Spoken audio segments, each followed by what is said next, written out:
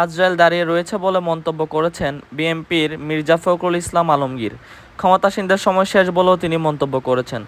শনিবার ৩ জুন বিকেলে রাজধানীর নয়াপল্টনে দলের কেন্দ্রীয় কার্যালয়ের সামনে সড়কে অনুষ্ঠিত এক বিক্ষোভ সমাবেশে তিনি এসব মন্তব্য করেন। বিএনপির স্থায়ী কমিটির সদস্য ইকবাল হাসান মাহমুদ টুকু ও ঢাকা মহানগরের উত্তর বিএনপির আহ্বায়ক আমানুল্লাহ আমানের সাজা বহাল রেখে যে রায় হয়েছে সেটির প্রতিবাদে এই বিক্ষোভ সমাবেশের আয়োজন করে উত্তর ও দক্ষিণ মহানগর বিএনপি।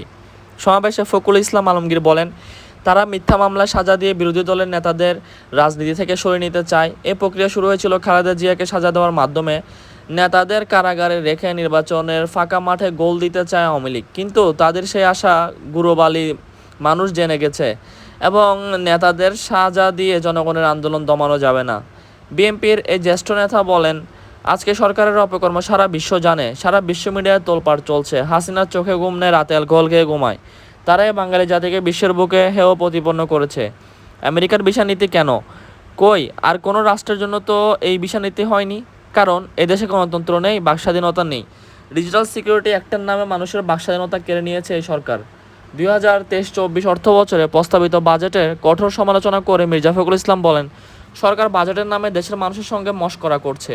এটা গরিব মারার বাজেট। সরকারের উদ্দেশ্য করে তিনি বলেন, এখনও সময় আছে, ক্ষমতা ছেড়ে তত্ত্বাবধায়ক সরকারের অধীনে নির্বাচন দিন। অনেক অত্যাচার ও বিচার করেছেন, মেগা প্রজেক্টের নামে দুর্নীতি করেছেন, এবার জনগণকে রেহাই দেন। এই সময় তিনি বলেন, সরকারের পেছনে আজরাইল দাঁড়িয়ে গেছে, তাদের সময় শেষ।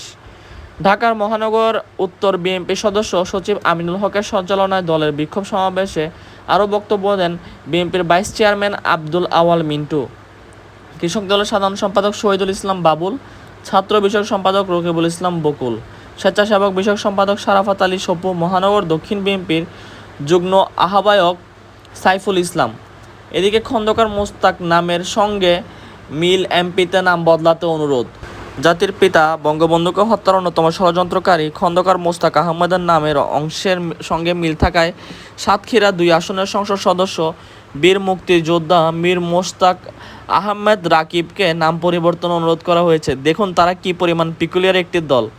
নামটি পরিবর্তন করে মীর মোস্তাক আহমেদের পরিবর্তে মীর আহমেদ মোস্তাক করার অনুরোধ করেন সংস্কৃতি প্রতিমন্ত্রী KM আব্দুল খালিদ। শুক্রবার 2 জুন কুমিল্লার টাউন হল প্রাঙ্গণে বাংলা সংস্কৃতি বলের প্রথম বিশ্ব সম্মেলনের প্রথম দিনে প্রধান অতিথি হিসেবে বক্তব্য দেওয়ার সময় এমন অনুরোধ করেন তিনি। এ সময় বিশেষ অতিথি হিসেবে সেখানে উপস্থিত ছিলেন সংসদ সদস্য বীর মুক্তিযোদ্ধা মীর মোস্তাক আহমেদ রবি। এছাড়াও KM খালিদ বলেন, কেন জানি এই নামটার সাথে কুমিল্লার একটি কলঙ্ক জড়িয়ে আছে।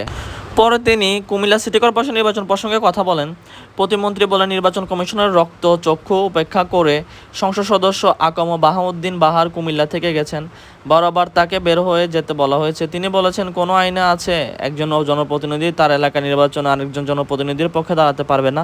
সরকার সব সুযোগ সুবিধা বাদ দিয়ে যদি তিনি দাঁড়ান, কেন তিনি থাকতে পারবেন না? আমারও সেম প্রশ্ন। জনগণ আমাদের নির্বাচিত করেছেন, জনগণ আরও যাদেরকে নির্বাচিত করবে তাদের পক্ষে কাজ করতে গেলেও কেন আমাদের নিরুৎসাহিত করা হবে?